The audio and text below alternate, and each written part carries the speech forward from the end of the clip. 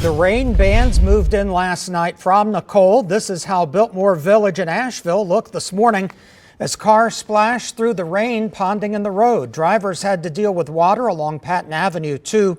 News 13 Stephanie Santastasi joins us now from Patton Park in Henderson County. Steph.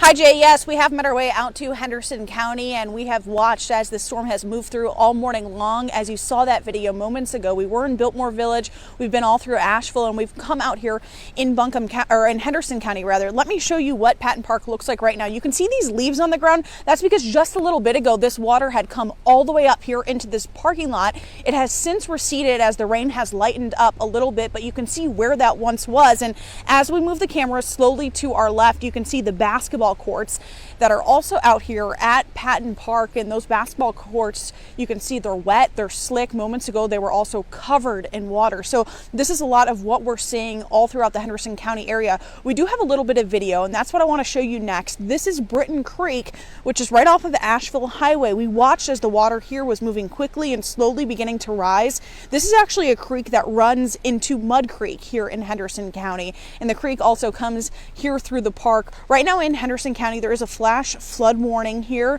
We did also speak to Henderson County and Hendersonville emergency officials, and they tell us that public works crews have been preparing this area with barricades and mostly the areas that are prone to flooding, the streets here in this area.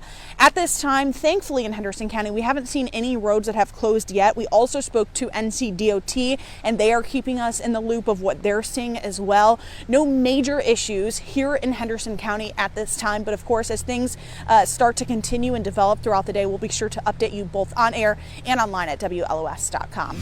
Today's downpour is much needed in western North Carolina after going so long without any significant rain. News 13's Anjali Patel spoke with an expert about if today's soaking will make a difference.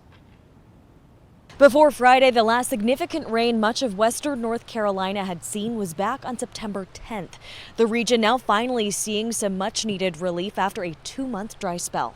Nicole bringing to western North Carolina what Ian didn't. In a sense, Nicole is giving the rain that we wished we would have gotten from Ian.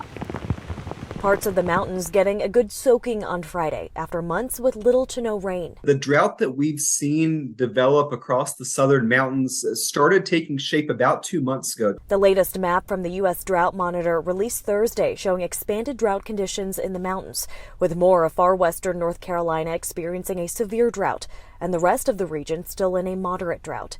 An assistant state climatologist hoping next week's map will look a bit better now, and Friday's rain will tamp down those wildfire risks. But the region is still likely not in the clear just yet. It's likely that even the rain from Nicole won't fully bring us all the way back out of that drought.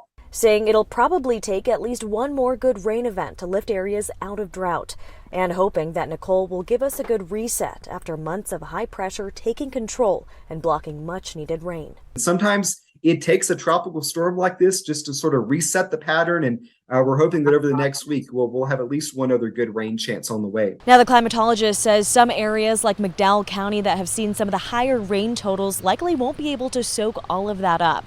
Of course, it's preferable to get rain that's more evenly spread out rather than all at once. But at this point, he says he's happy to see any falling from the sky. And ABC 15's Jenna Horazo has been working out along the Grand Strand for you, keeping an eye on the impacts we're seeing here. She joins us live now tonight from Garden City. So, Jenna, what are the conditions like out there tonight?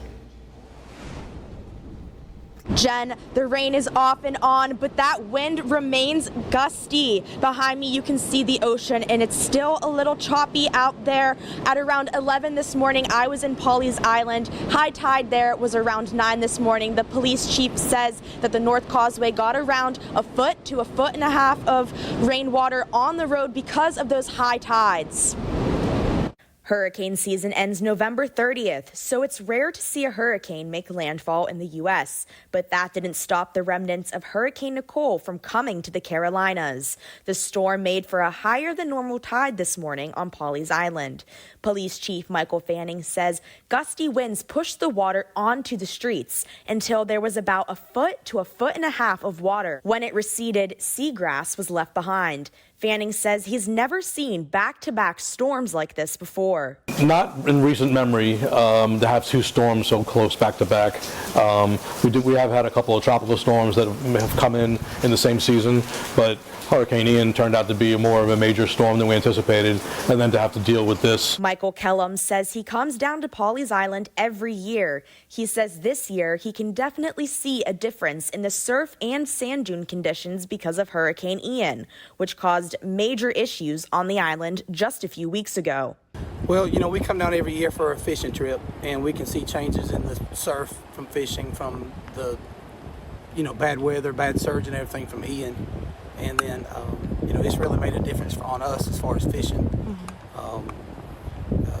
The tide was very high today. Even after it was starting to fall, it was very high today. And in Garden City, the Costas say they're ready for whatever the storm brings, because you just never know what Mother Nature can produce. We got to kind of hold our breath.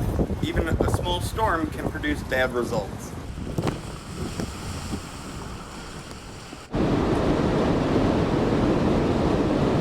Chief Fanning says he's hoping that the damage to the sand dunes from what is now Tropical Storm Nicole won't be too bad, so they don't have to keep rebuilding those dunes again and again. For now, we're just waiting to see what happens along the Grand Strand. Live in Garden City, Jenna Horezo, ABC 15 News. All right, thank you, Jen. And that was 1.5 feet of tidal flooding, not rainwater we saw out there. Chief Fanning says they're going to keep an eye on the high tide situation throughout the night to ensure the safety of those driving on and off the island.